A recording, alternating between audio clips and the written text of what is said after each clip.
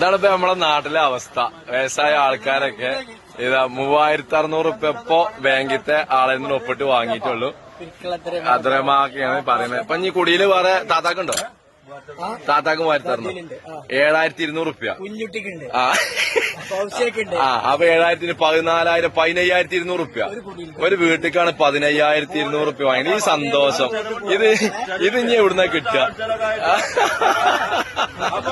ഈ സന്തോഷം ഈ ചിറിയാണ് കേരളത്തിലെ മുഴുവൻ വീടുകളിലും.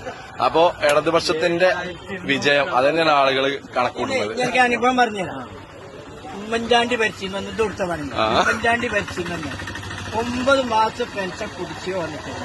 4 മാസം ചെക്ക് വന്നു, ബാക്കി 5 മാസം എഴുതി തള്ളി പോയി. ഉമ്മൻചാണ്ടി പോയി. അത് ഏതായിരുന്നു അറിയോ? കർഷക തൊഴിലാളി പെൻഷൻ. ഉമ്മർക്കാക്കും എന്റെ എളാപ്പ ഉണ്ടാക്കി തന്ന പെൻഷൻ. ആ പെൻഷൻ 600 റുപ്യാണ് സംഭവം.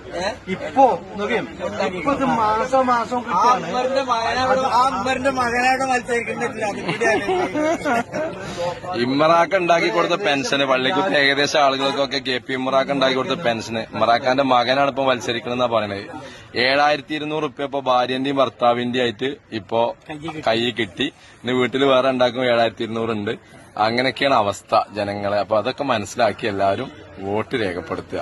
ഇത് തുടരണം.